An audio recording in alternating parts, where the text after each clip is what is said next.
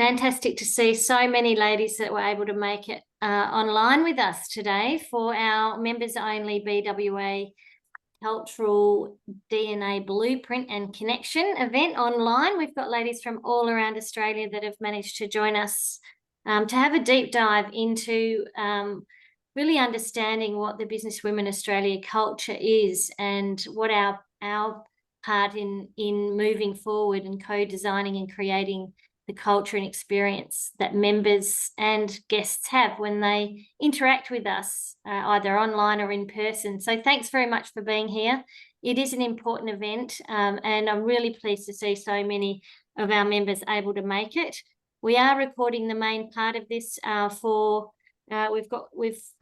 we had invited 120 of our leading members to join us for this one today, and a lot of ladies couldn't make it, so they have asked for it to be recorded.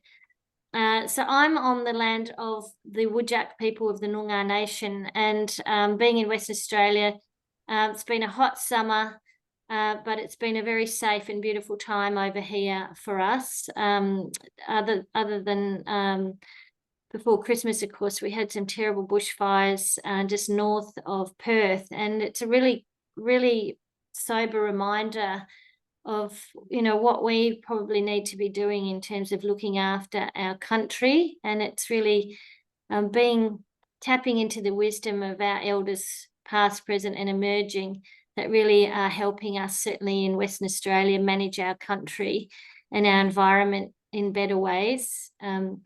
I'd just like to shout out to all those incredible Indigenous people that share their wisdom and knowledge with us every day and all around the nation, to recognise that this is their land. They've looked after it for years, and we are sharing home, calling it home. It is our land too, and it is with a heavy heart that we didn't get that referendum through. From my point of view, as though those of you who know how much we worked hard to support that. But it is what it is, and we are going to continue to work really hard closing the gap, and working with our sisters in business, our Indigenous sisters in business around the country. We sort of realised when we started to do the rebrand with the fabulous Kat Marriott in the middle of last year, that one of the most powerful things about Business Women Australia was this co-creation model. It is what Business Women Australia is based on. Everything that we've done and evolved with over the years has been around the co-design principles of working with our members. And I think that that has been really a part of why we're all here today, is this sort of melting pot of business owners and entrepreneurs, executives, professionals, managers, women in C-suite roles, as well as women on boards, and emerging leaders that are coming through the ranks, that are coming together to really focus on what it means to be a leader, not just in title, but in the way that we are and what we do and how we behave and interact with others, and how we really focus on improving business and growing personally. So with that comes influence and profile, stepping up, being seen and courageous, and connecting with others who are on that journey to help make the world a better place, and to use the business platforms to do that. These are traditionally the values that we talk about with Business Women Australia.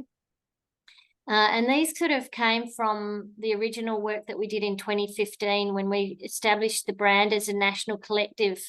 And we workshopped a whole bunch of ideas with women around what was going to make Business Women Australia different and representative of each of us. So it was inclusion and diversity, obviously courageous, having courage and acting with honesty, having collaboration rather than competition as being important, open-mindedness,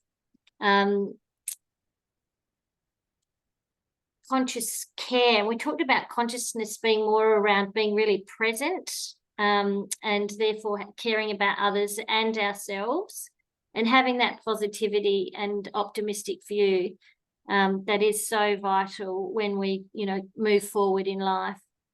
And when Kat did some work with us around the new brand, you know, she started to translate some of what that could look like in terms of behaviours. And I think we're going to really have a great opportunity today to be led by Vida to help with identifying what that really means to us.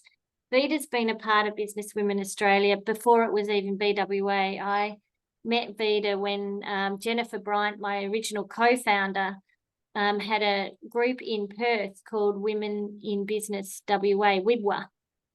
And so Vida's been a really powerful and beautiful, caring, wise advisor, and someone who's really held in her heart and her head everything it is that she felt Business Women Australia could be, and has been very challenging for me over the years, and challenged me and those of the members that have been lucky enough to be a part of her events.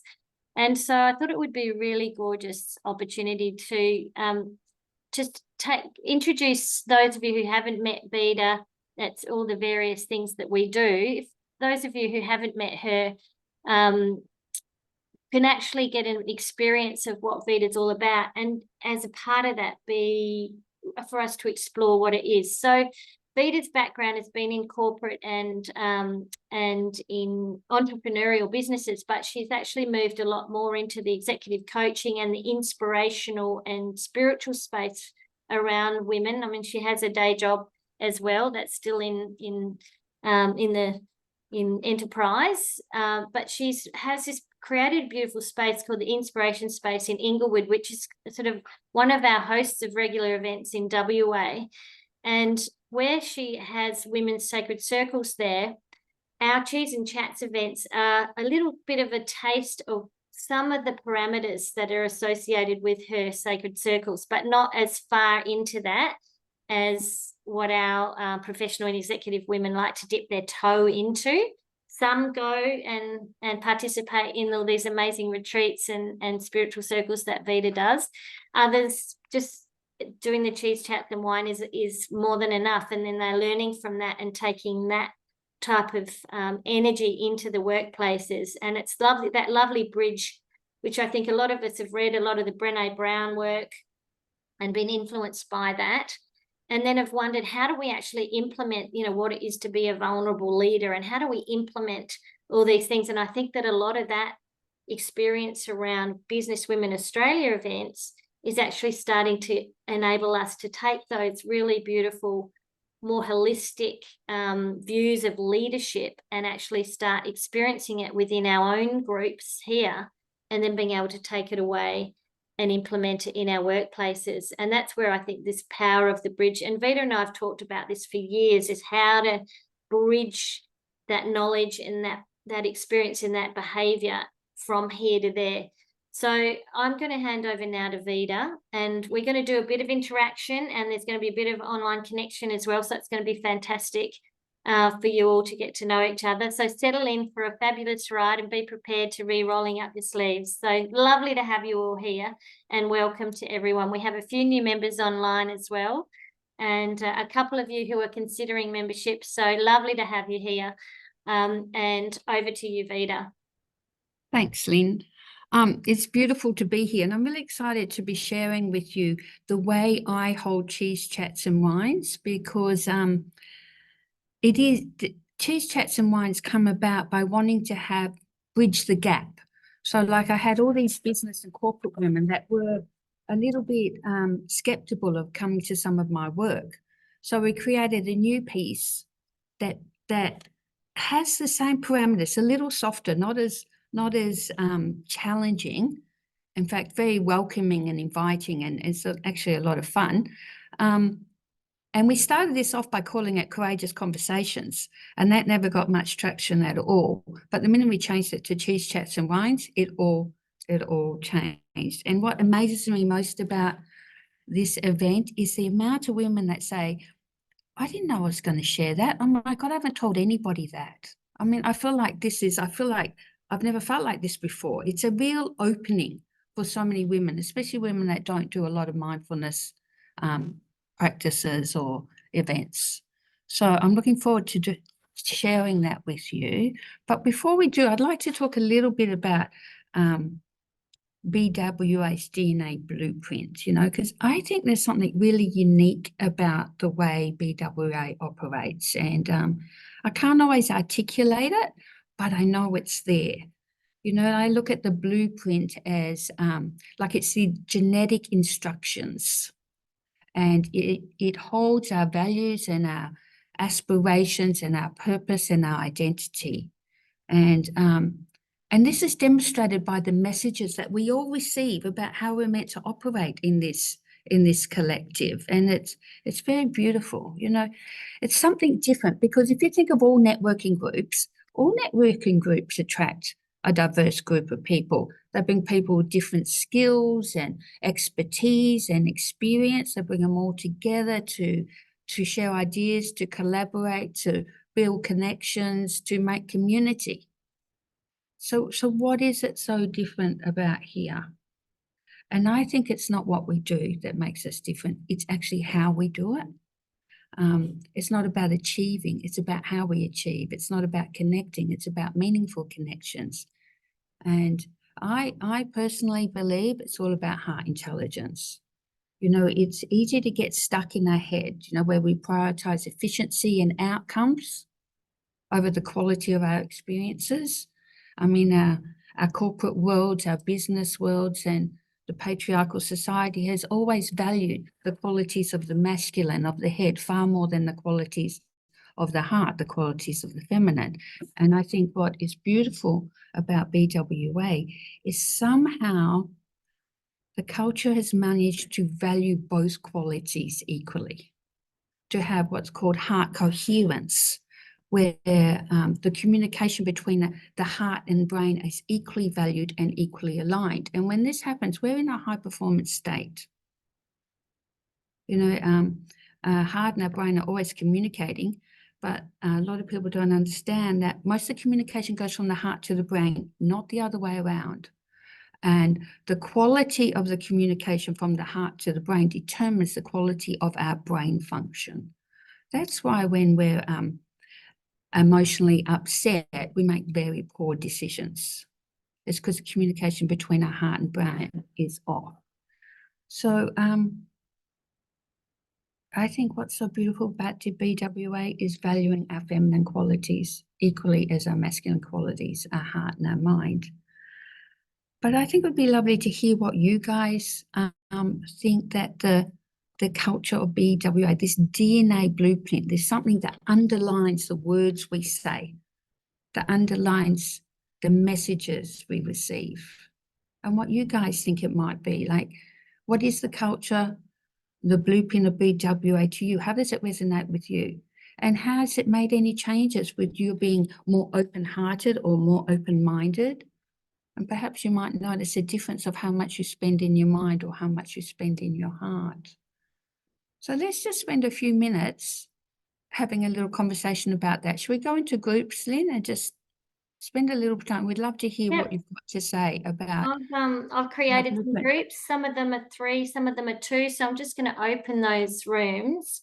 So this is a chance for you all just to introduce each other if you haven't met each other. And so the question that you're going to share with each other was what your... How does the culture, the blueprint of BWA resonate with you? What stands out for you? And has it changed anything in you from open your perspective, opened your heart more? Okay, and how long would you like us to have in these rooms? We just need 4 minutes? 4 or 5 minutes? 5 minutes, yeah. Okay, sounds good. I will open them up now.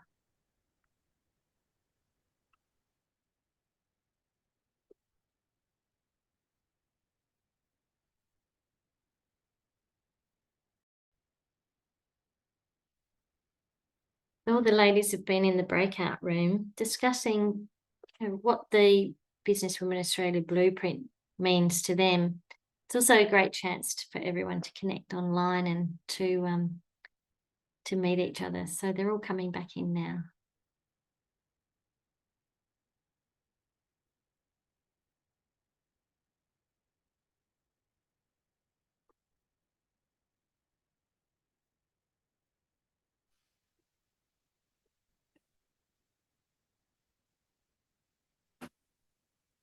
Welcome back, ladies.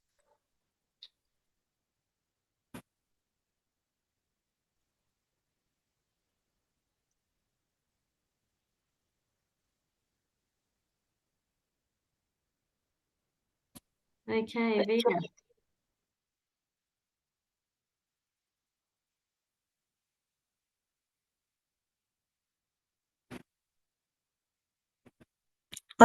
Unmute Vida. Oh, no. Okay, I'm back. So let's get some feedback from the groups and hear what we all have to think, have to say. Okay. I'll jump in for our group so that we get to go first, and then we don't have to be more unique than everybody else. We had a wonderful chat in our group of 3, and the common themes that we expressed were BWA is an environment where your authentic self is welcome, that it is a networking group, but there's no pressure to be firing off business cards or leads or whatever it is. It's if you're in the group and you can utilize a service, or someone you know can utilize a service, you're welcome to share, of course, but it's not you got to turn up with your.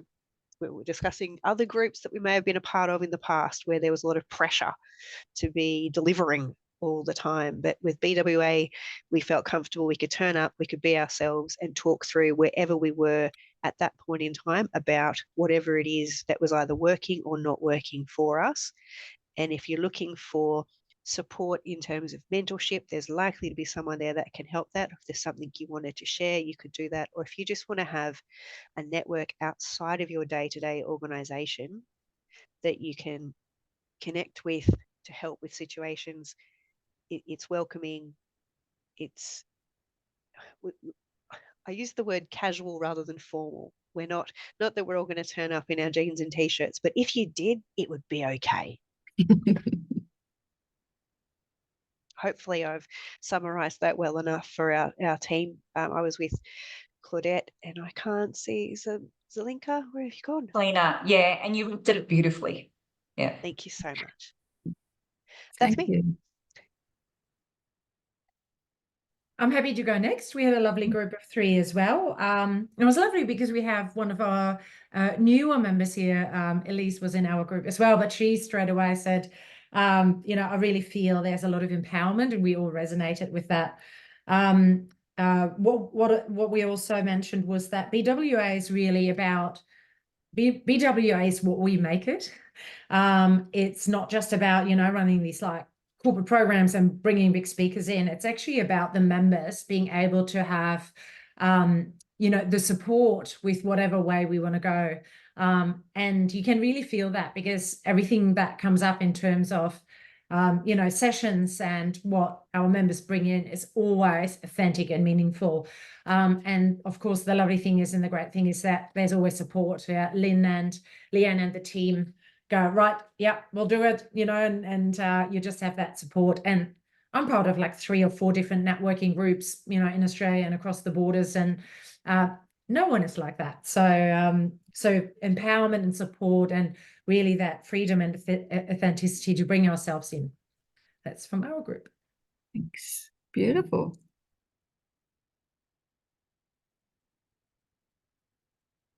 Who's next? How many groups did we have, Lynn? I'll go next. I think it was 6. So it was myself and Ari, and Ari shared that she's been part of it for, she thinks over a year now. I've been part of it, I think, for nearly 5 years.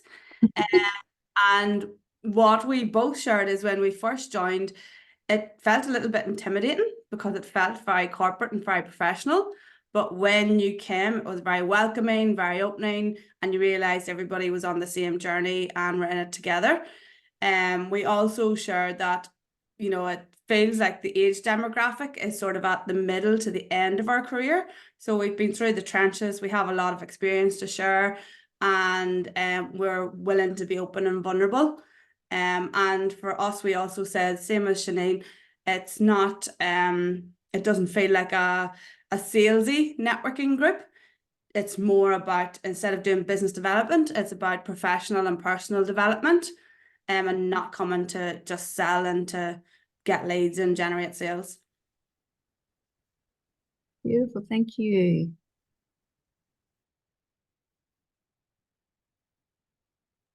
Okay. Well, Joe, do you want to jump in? Because you did it so beautifully when Joe's a new member, and I started our conversation with, what led you to be here? And it was such a beautiful summary. I'd like to hand to you, Joe. Oh, I've been called out. I only recently joined maybe a week ago, but I met Lynn almost a year ago now at an event, and I guess what I was saying is that BWA is the thing that I needed and wanted that I didn't know I needed and wanted, in that I've for a long time held a number of senior leadership roles that are mostly with male-dominated teams. Oftentimes I set the tone, I set the energy, and I'm kind of on my own in figuring out how we operate and the things that we need to do. And my battery can get quite low because I'm constantly giving to the rest of the team to make sure we're achieving outcomes. And what I can glean from BWA, from the events that I've been to so far, is like, well, there's other women who are on a similar journey, if not much more progressed than me. And for once, I might be able to take that mentee role instead of the mentor. But additionally, there's, leadership capabilities that I can also add value to for other women. So I don't know if that's exactly what I said, but that was the general consensus. Thank you.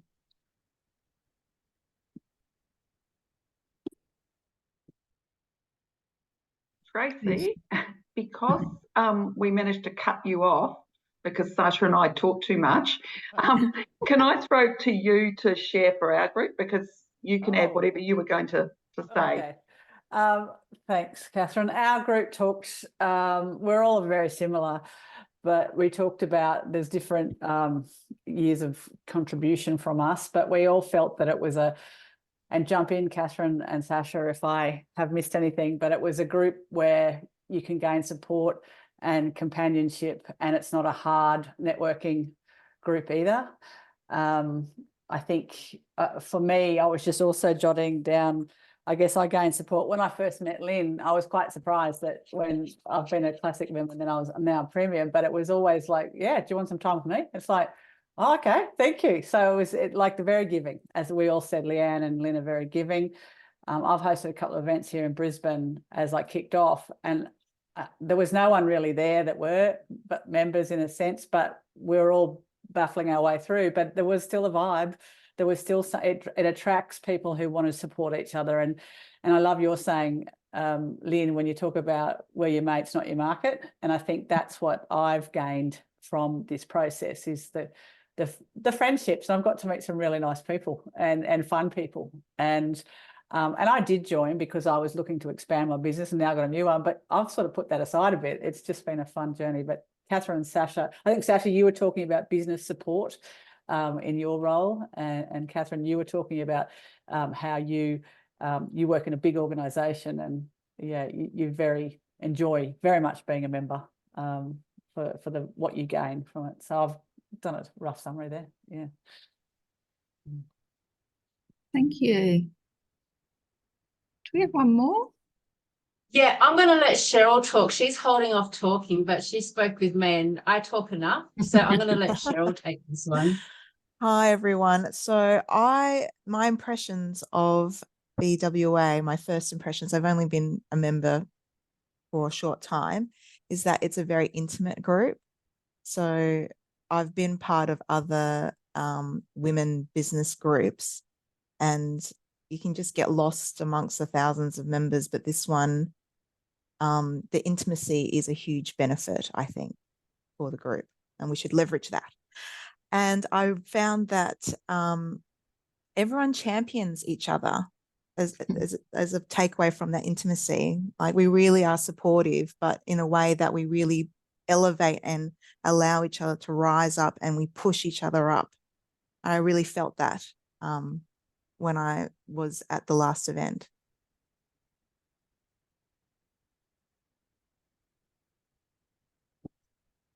Thanks, Cheryl. This is really extraordinary, isn't it, that we all found our way to this remarkable place.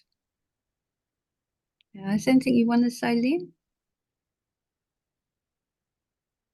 Yeah, I think there's a couple of other groups that might have also met each other. Kat, what group were you in? Well, I was being really quiet. The reason being is because I've already done quite a bit of work, as you know, I was just really keen to listen and hear other people's notes. But I have made a lot of I've pretty much written down what everyone said virtually word for word. But is there anyone else who feels they'd like to say something or share something, or because you just never know what it might trigger? But,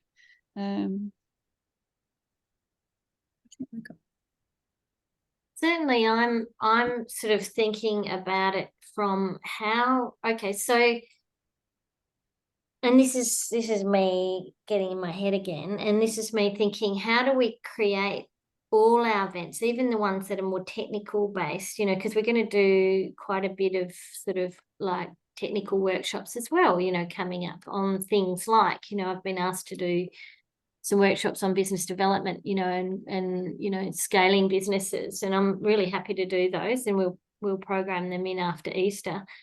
But I want people, when they still come to those technical masterclasses and the workshops, to still get this kind of experience of the culture of BWA, so that we know that even when, you know, even when I'm doing this sort of the technical stuff, the KPIs and that I can do it in a way that's more in line with what I want to be as a leader and who I want to be and how I want to show up and how other people experience me. I know since doing this kind of work in the last few years, I know my own consulting practice and my clients and what they experience is now very different, because I've incorporated things like grounding, you know, before a meeting, and check-ins and talking about feelings, and that's had a massive impact then on the cultures of the teams that I've been consulting to, and then that has a domino effect inside their organizations. And I know that this is the movement and the way that as women we can really make a difference, is by courageously stepping into bringing into our workplaces and giving authority to a way of being and a way of working together that is a beautiful and loving approach to work. And it doesn't mean that things don't get done and goals don't get met. So that's what's going through my head while I'm listening to all this beautiful stuff. I think it's great, and we are your mates, but also how do we then elevate and really focus on building our practice, our work practices, and build our businesses and meet our KPIs and do all those things. So what do we also need to add in? That's probably enough from me. That's going through my head like round and round. One thing that's stood out for me, and partly because I went to the heart math talk that we did last week, Vida, was the word heart intelligence. So if I could just sum up what you just said, Lynn, it's like, how do we deliver all of our workshops with heart intelligence, where our head and our heart are connected, and it's obvious to everyone who's attended that that's the space that we're coming from. You know, I feel that most of us already have that. Yeah, that's we why do. we're here. We've already got that. And, you know, we all will have different ways of when we get two in our head, because we're going to get two in our head at times because it's necessary. Then how do we bring it back? And sometimes we get two in our heart. We need to go over to our head. So, you know, having awareness, self-awareness of where we're at, we can play that dance. And I think we've actually already got it. I don't think there's anything to change or to implement or to worry about, because however you're going to present, if you're presenting it authentically, you've already got it. Yeah. Well said. Yeah. So, beautiful. Thank you, ladies. It's quite a privilege to be here with this community. You're going to have to admit. So my role to now is to go through the fundamentals of cheese chats and wines, because this event is so aligned with the blueprint of of BWA. And there's some magic little things in it. Not that I can articulate them all, but it's the process and the parameters that make this event something special. And even though it happens in Cheese Chats and Wines, as Lynn was saying, it infiltrates into your whole life. It's not just this event, it's something, this event gives us an experience of something that then once we've got the experience, we can't take that experience away. We've got it. And the more we feed that experience, then the more it integrates into all aspects of our lives.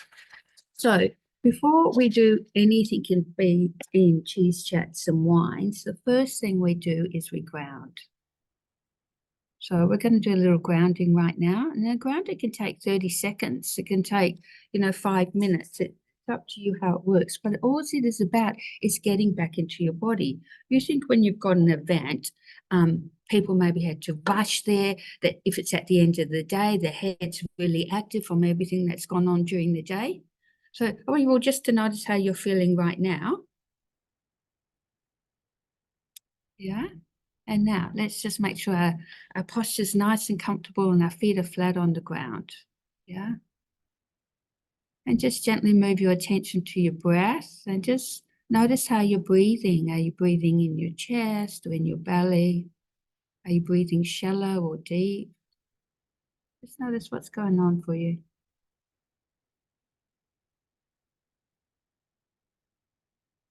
And then shift your breath to a deeper breath, breathing into your belly and allowing the exhale to be a little longer than the inhale. We're going to do this at our own pace.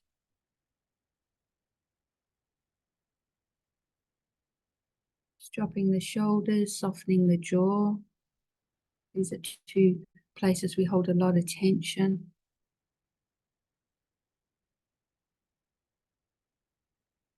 If there's anything drawing your attention outward, just letting that go and returning to your breath. Allowing your breath to ground you.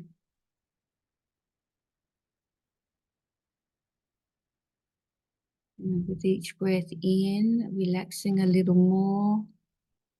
And with each breath out, letting go and releasing.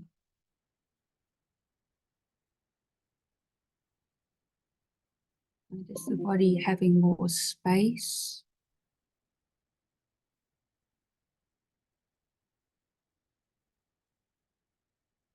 Becoming aware of connection with the earth. Your feet planted on the earth.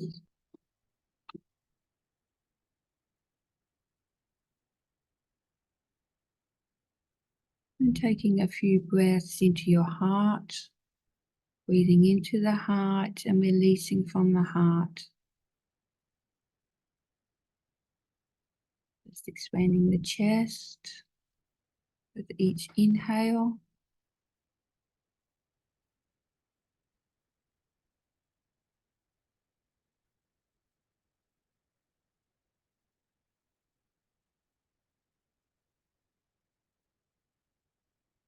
Scanning the body, just checking if there's any places of tightness or resistance or tension and breathing into those areas and gently releasing.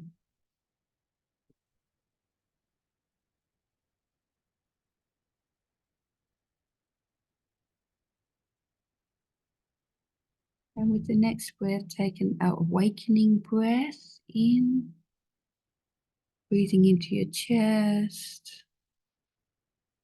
Breathing out and gently opening your eyes.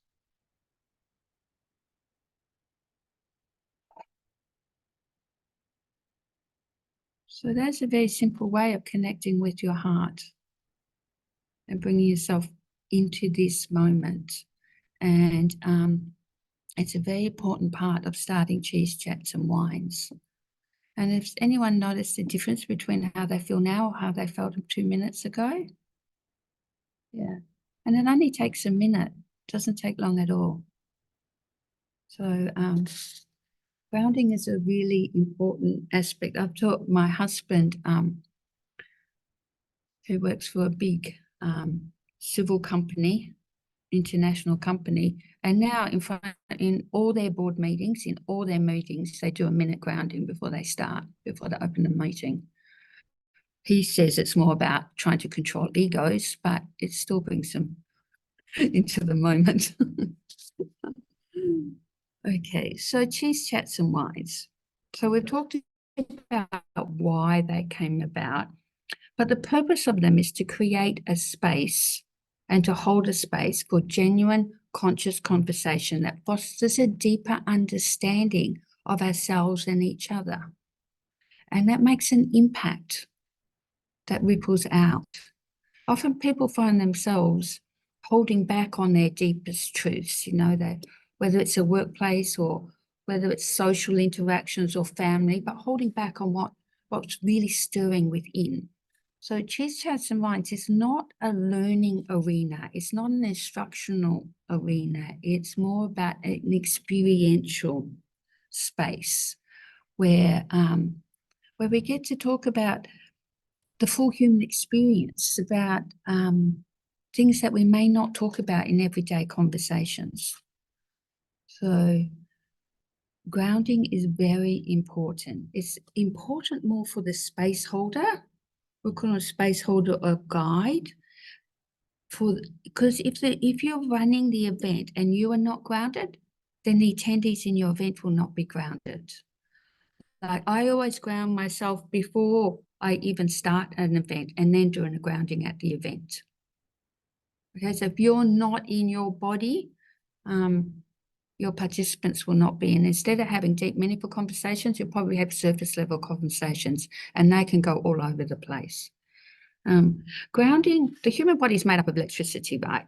And when the energy is really intense or restricted or scattered, we behave very unresourcefully. Grounding works like electricity. Right? So when an object has too much energy, or when we remove the excess electricity in an object, that object is earthed or grounded. So when we remove the excess electricity or charge, our mental, our emotional, our physical, our spiritual charge, we too become grounded. We become more open, more aware, more present. And it only takes a minute. So it is very important for the for the guide to be grounded and then ground the attendees as much as possible. Now, grounding is a meditation practice, but meditation is not necessarily grounding, okay? So there's a really slight difference. So some meditation practices bring you into your body, as we just did then. So you could say that's a meditation, brings you into your body to be present in this moment, here, centered. But some meditation practices take you outside your body to extend the limits of your physical form, to transcend your thinking, and you're out in your body. So that's not what we want. We want to be in our bodies. We want to be 100% here with all our senses. So space holding is quite a big responsibility. I run this event, The Art of Holding Space, and it's 2 days to develop the skills to be a proficient space holder. But space holder means that you are the guardian of the space, that you are the keeper of the space, and you set the container, you set the parameters, you set the safety and the permission for the attendees. It also means that you have to be a space holder, surrender your ego. You have to let go of your ego, any need to be significant, any need to be important, any need to give advice, to fix, to make better. We have to let go of it as a space holder. We also need to trust the speaker, trust who's ever speaking that they know the way, and give them enough time to to explore what it is that they want to say. Yeah, so space holding is quite a challenge, and it's not facilitation. Okay, it's very different to facilitation. There's a time for facilitation, and there's a time for holding space. So facilitation, when we're facilitating, we have an objective in mind. We have an outcome we'd like to get close to or achieve. We can direct the conversation to keep on track. We can give advice and we can give instruction. Where in space holding, we sit back and allow the attendees to give themselves their advice. So we're not in a space of teaching or advising. We're in a space of holding and allowing whatever is unfolding in front of us to unfold without any sort of judgment, without any expectation that it's going to go a certain way. We have no idea where it's going to go. I can't tell you how many times I've been so surprised or just flabbergasted at what unfolds in front of me, and I had no idea. And we just go with that. Sometimes it can be very comfortable. Sometimes it can be extremely uncomfortable to be a space holder. But the thing is, every time you just keep coming back to being present and open and here. You know, if we get a chance, I'll go through some of the do nots about space holding because it's quite funny. But one thing we definitely don't do is get stuck in someone's story and relate to their story. It's their experience, and we're just here to hold the freedom of them expressing their experience. Okay, so how I hold cheese chats and wines is as a space holder, not as a facilitator. And the grounding is very important for the attendees and for myself. So we always start with the grounding. Then each cheese chats and wines has a particular theme, and the theme is really an open theme. It's about delving into our human nature, into our experiences, and it's about invoking personal engagement. And the more that we engage, the more that we contribute in an authentic, genuine way, the more we witness each other. And it's in the witnessing, not necessarily our own story, but in the witnessing of the others, that we get to see that we are not alone, that we struggle and we have triumphs just like everybody else. It creates this really strong sense of belonging to each other. And I'm going to say something there. Oh, yeah. So when we feel this sense of belonging, that we're not alone, we can then reframe our experiences in the light of the collective wisdom of the group, not just in the light of our wisdom, but the collective wisdom, because there is so much wisdom that comes from this sharing. And there's so much permission to be ourselves.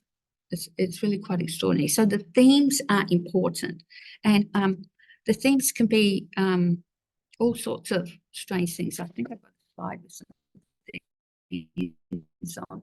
I wanted to show you some themes. Yeah, this one. Oh, I have to share. Can I share my screen? See if it works. You'll be able to share with that share screen button. Okay. I'm just going to put my screen on. Yeah, so here's some of the, can everyone see that? Mm-hmm.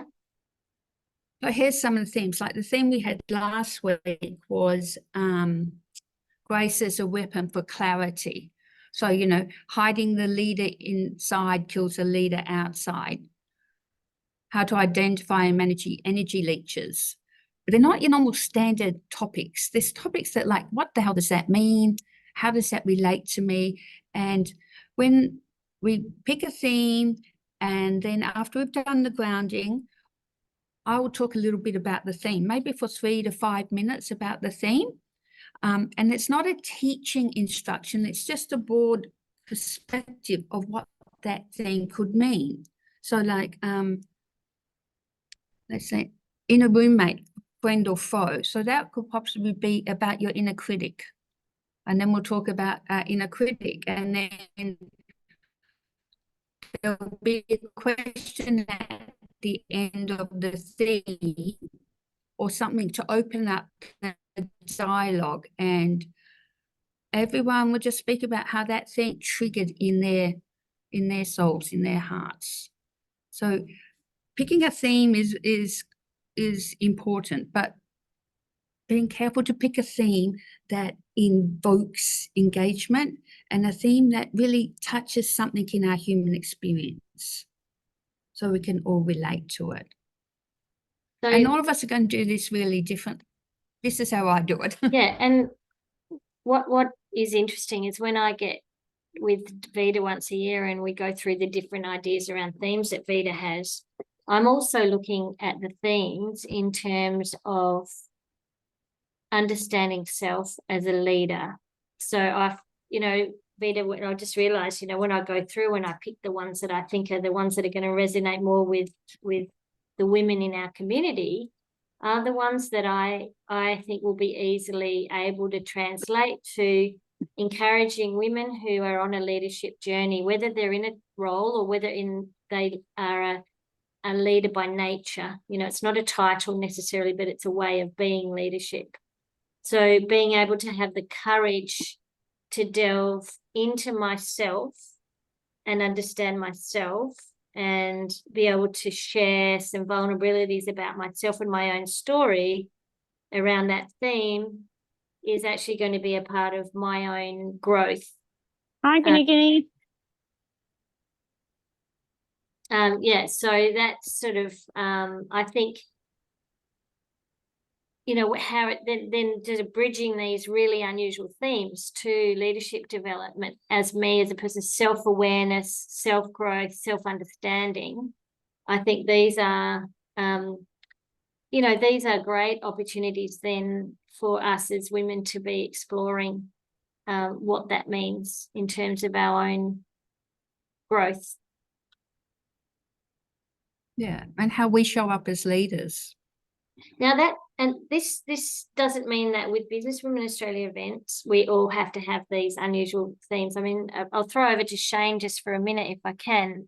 Shane and I kind of explored the ideas that came out of the last women's event that we had, which was a stepping into this style of conversation, courageous conversation that was hosted by Shadforth in Sydney at one of the last events. And one of the questions that came up from, in fact, Joe was at that, Joe Robin, who was on this call as well, was at that meeting. And a couple of the younger ladies there who couldn't get onto the call today wanted to know about negotiating. They're really in senior roles. They're finding that even internally being able to negotiate a position, which is very much a head sort of practical kind of skill, we thought that might be a really nice theme, but we've actually then shaped that theme more around sharing the lessons, the good, the bad, and the ugly. So getting conversation around sharing, experiences that we've had, each of us, on the stuff-ups of negotiating, as well as the good things that we've shared in negotiating. So for Sydney, that is probably a little bit another step very, very gently into an authentic personal conversation, but it's not necessarily a workshop style, but it'll be a great opportunity for women to connect around some of those discussions around not being perfect and actually sharing ideas and thoughts. That's kind of like halfway to where these chats and cheeses are that we have over on the West Coast that have been developing for so many more years. So it's a stepping stone for some, and for those of you who want and would like to do more of this much deeper exploratory stuff that Vida is discussing, we can look at how we can create those kind of opportunities online, so you can learn how to then not facilitate. In fact, I wrote here facilitate versus guide. I love the word guide because it really is a guiding moment. Whereas with a lot of our other events, we are facilitating in a lot of ways, checking is everyone being heard. And at Vita's events, I mean, you can go to a Vita's event and not say anything the whole time and still come out with so much of your own aha moments. Yeah. So will we break out again, Vita, and have another bit of a quick chat? I was going to go through the parameters first and then do a breakout where we actually, like a 10-minute breakout if we've got enough time, where we actually really go through it. So the parameters are really, really important because they set the container, right? And these parameters come from the watered down version of circle parameters, which originated from Native American Indians. Their council rules are what circle parameters are, and which are watered down version of here. And I think it's really important to understand these parameters. These are the ones that I think are most important for cheese chats and wines. And, you know, it'd be interesting to see which ones resonate with you, which ones don't, and which ones have some value or not. So there's a few of them, and I'm going to go through them exactly as I would if we were having a cheese chats and wines right now. Okay. And I'm going to put them up on the screen so you can also see them.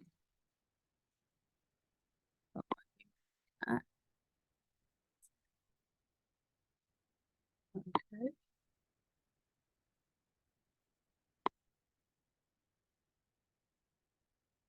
So these are our first parameters.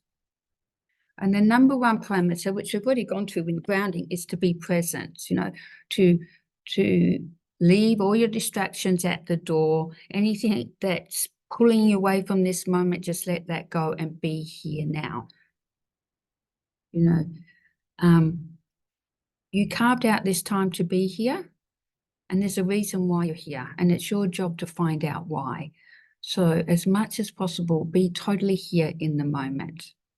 Now, if at any point during our time together that you feel discomfort, irritation, intolerance in any way, please acknowledge that is your experience and just go with that. Acknowledge what's going on for you, even if it seems like it relates to somebody else. It's your experience and it has a great learning in there for you. So own your own experiences.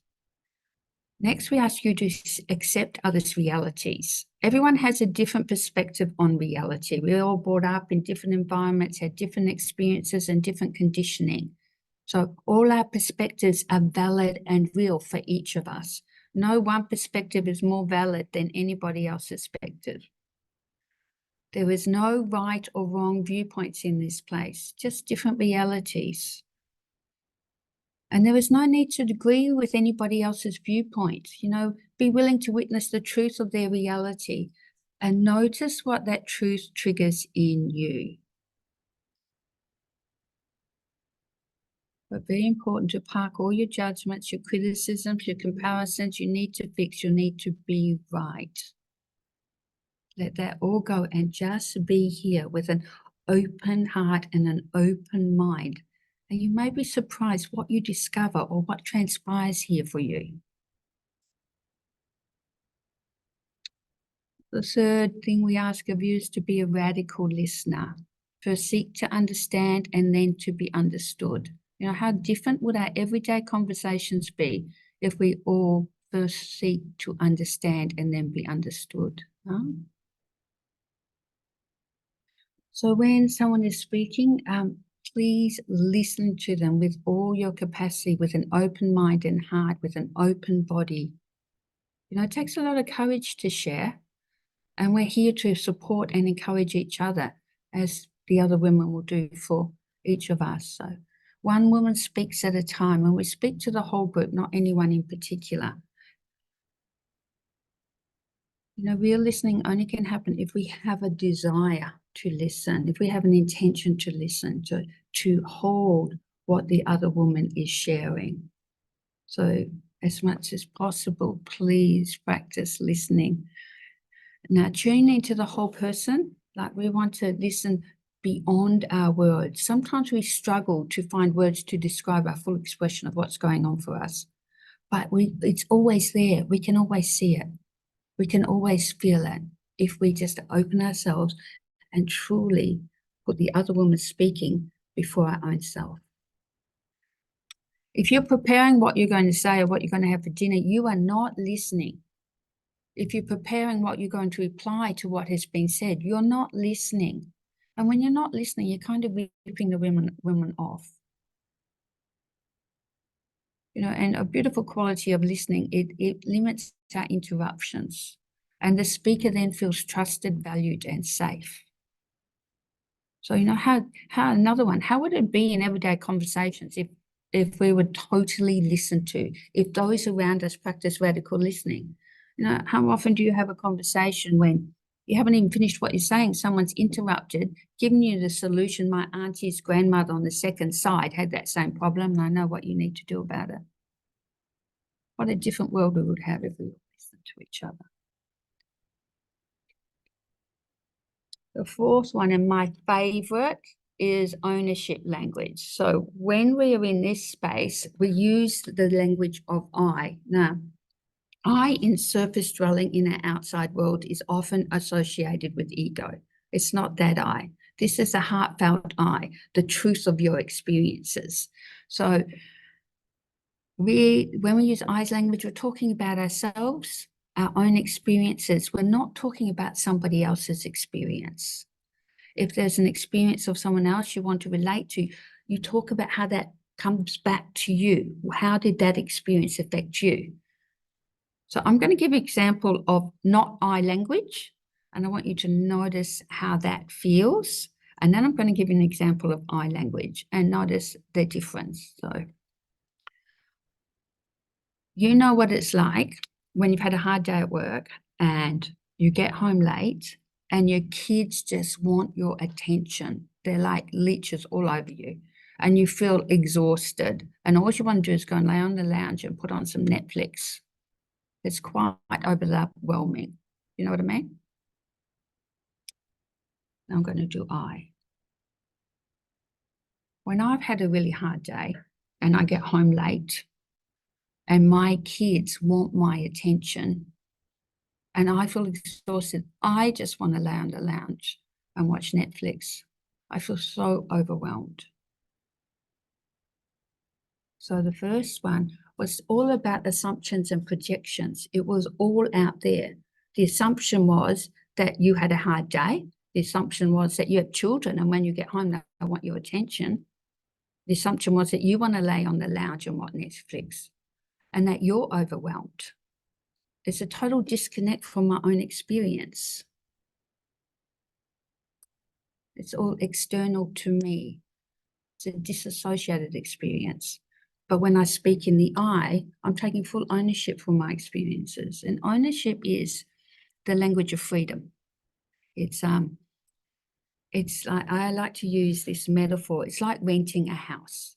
If you rent a house, you can't dig up the garden, you can't paint the ceiling orange, you can't renovate the kitchen without permission from the owner.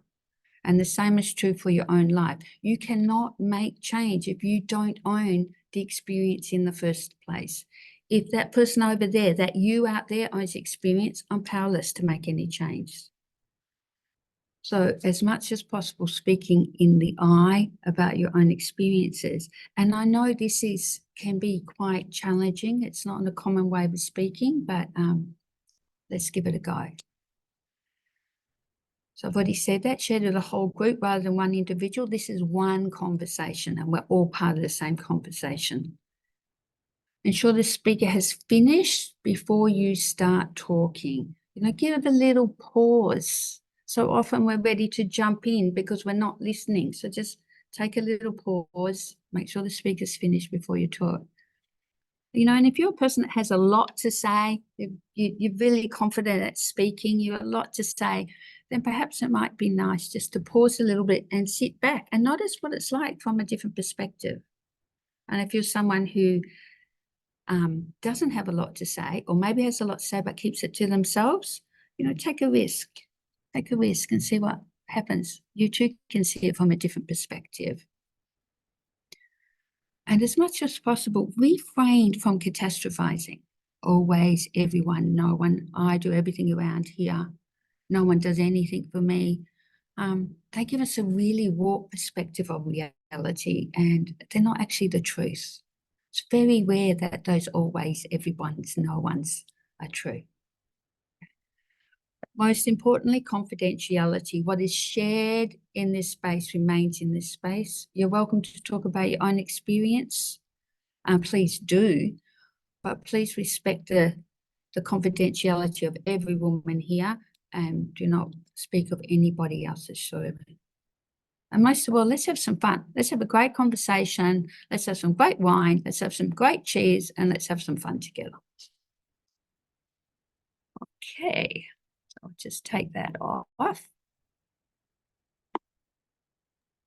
I love those parameters, and they really have influenced my own style of communicating at home with my family, and at work with my teams and with my clients.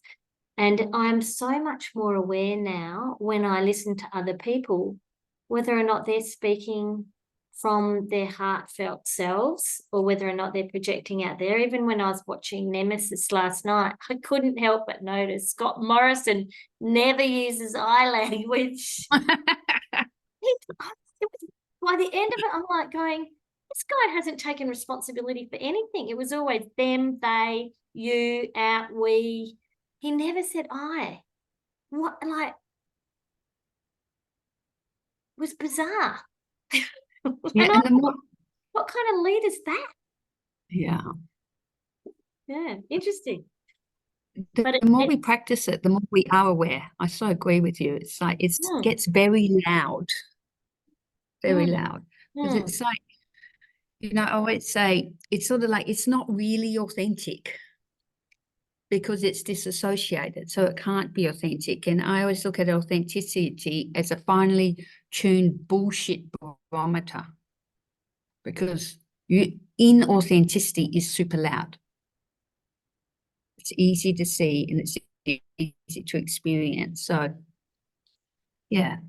So that's a lot to take in. Then you don't need to remember all of those. It's just about be here. We're already here. It's about listening. It's about taking responsibility for your experiences. So speaking in the I and keeping confidentiality and enjoying your conversation. That's as simple as what it is. But do you want to say something, Claudette? No? Yes. No. Okay, so what if we break up into some groups now? And I was just picking one topic. So I want you to just experience having a conversation with what you remember of these parameters. And, you know, the funny thing is, we actually know these parameters. It's like in our wiring already. We already know it. So just once now you're aware of it, your conversation will be a little bit different, but you already know this. So what if we just pick one of those themes, or in your group, if you want to pick a different theme, you pick a different theme. So I'm thinking about I'm being held captive by an imposter, because I think that's quite an easy theme. We've all had probably experienced imposter syndrome at some time, or we've got our inner critic saying one thing to us, so, and positive self saying another thing to ourselves. So what if we go back into groups, practice the parameters and have a conversation without any judgment or criticism or fixing or therapy. Have a conversation under the heading, I'm being held captive by an imposter, or you can choose another heading in your group. Okay. I'm being held captive by an imposter. Opening rooms, you're going to be randomly assigned, although I have actually moved a few people around so that there's at least one person in each group who has experienced Vita's cheese chats and wines. How good is that? So I'm opening your groups now.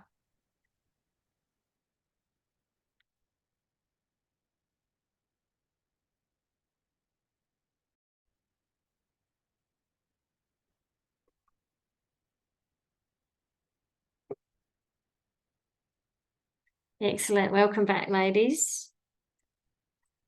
we've only got a few minutes to go, so Let's do speed checking. responses. Yeah. Yeah, speed checking. Okay. Let's hear from the speakers of the groups. Or any I'll of them, jump actually. in there because we were all going, you talk, no, you talk. Oh, we all see too much of each other. So I'll just jump in there and you can add in Leanne and Kat.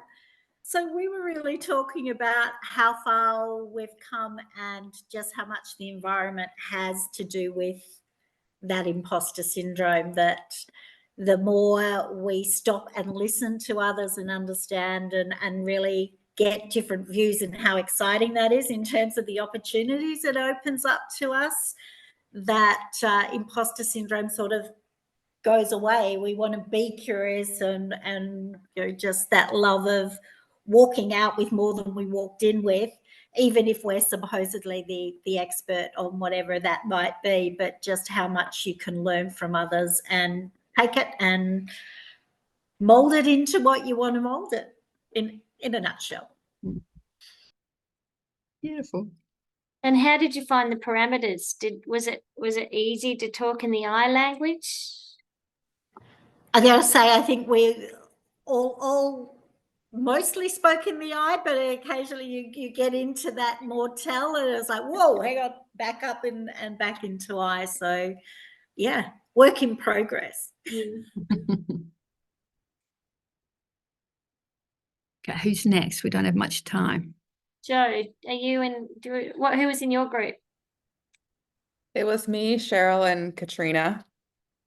And I think we kind of gave examples about how imposter syndrome continues to show up for us. I started by saying every time I feel like maybe I've conquered it a little bit, it rears its ugly head again with the next challenge or a new role or a new opportunity. And you know, it was it felt good to hear then Katrina speak, you know, who's had all this experience, and to say, even so, I'm in a male-dominated industry. I do public speaking. I have an accent, and I'm conquering imposter syndrome every day. And it's not amazing to know that it kind of persists throughout your life, but it feels better to know that a lot of us are on the same journey. And was also amazing to hear from Cheryl, who talked about her experiences really with positive self-talk, and she's made like leaps and bounds and only talks to herself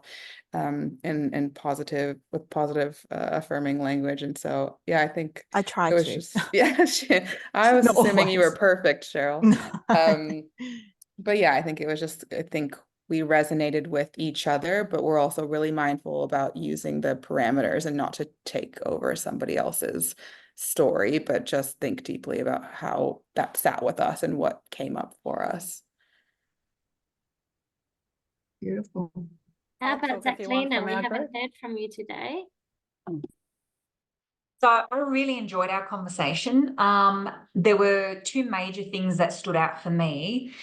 One was we were also challenging the term syndrome and just sort of going a little deeper and thinking, well, when you disconnect from that term, well, what is it really about? And a lot of the time it's about the stories we tell ourselves. It's having that fixed and growth mindset. So how do we approach when we find ourselves in that scenario? How do we approach to manage ourselves, and what strategies do we have, and so on? And reframing as well, reframing rather than being in your head and going over it and feeling the feels, to then when you drop into your heart and think, well, I'm actually here to serve the room or serve this person or whatever it is, it shifts. And the other thing that was really great is hearing the difference of the vantage points that we all approach this topic from, where one of us spoke about how our upbringing was actually a really nurturing upbringing, one that was always you're allowed to explore your own authentic self, be yourself, and, you know, be guided and you know, nurtured in that upbringing, and what an impact that made, because they didn't actually feel that they could necessarily relate to imposter syndrome because they've never necessarily felt it, because they've been comfortable with themselves. Whereas I come from a background that is quite the opposite. So it's taken me time to mold that as I've gotten older, and how important that leadership is. So the parents are the leadership in that family, how important leadership is to model and demonstrate, and the impact, the ripples it can have, which comes back to what we've talked about with, you know, business women and how we model the ethos, and it transcends. I think I've captured that. Beautiful.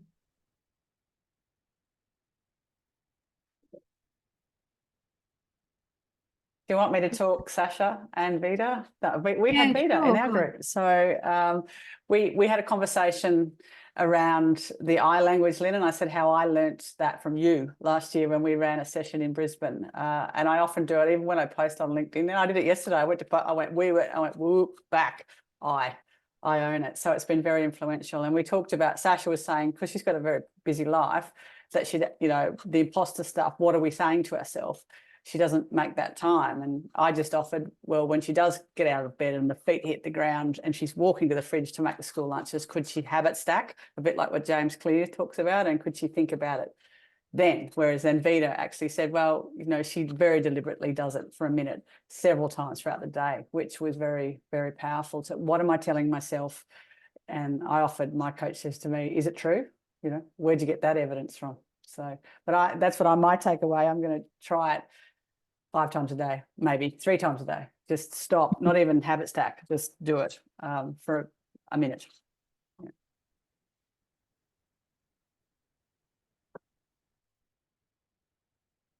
Anybody else? Because we're at 11:30 now.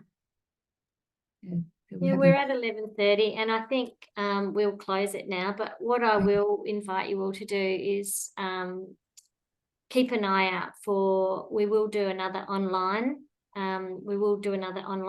I think chats like this to practice and to remind ourselves of the parameters as leaders in the community, who, you know, are guides and ambassadors and bringing people into the community. I think the great connection that we have, and the wonderful thing around Business Women in Australia, is that we are from different sectors, from different professions. We're at different levels within our journeys, different states, different places. And it only takes one domino to start a change, and that is me. I'm a domino, you're a domino. And so we'll invite you all to come back in and be a part of the guidance and the wisdom that we have in Vida, in a leader. We're also talking about designing and developing a retreat for next year, probably in Bali. So we'll give you plenty of warning what the dates are likely to be. If there are any dates that you do not want us to do, please put in the chat box or email Leanne. Please avoid these times where you can't make it. But we will try and accommodate as many of our, especially, you know, this particular group that takes the time out, that really wants to be a part of the change that we want to see in the world. So it'd be lovely to have, you know, a fabulous group of women in Bali to really explore and grow and do a whole lot of growth development type opportunities. So thank you very much for being here. Thank you so much, Vida, for sharing with us your lifetime's work.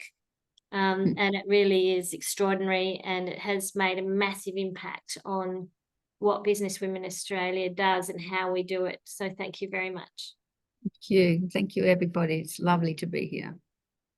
Thank you, ladies. Go forth and Lovely to see shine you. brightly. Thank you very much. See you all. See ya. Bye. Thank you, Vida. Bye. Thanks so much. Thanks, Lynn. Thanks, Leanne. Thanks, Bye. guys. Love you all so much. Bye, everybody. Bye. Ciao. See you. So lovely to have you all. Good job, Jess. No, it was great. This is really good because it sets everyone up for success to run, you know, these sessions well. You might want to stop recording.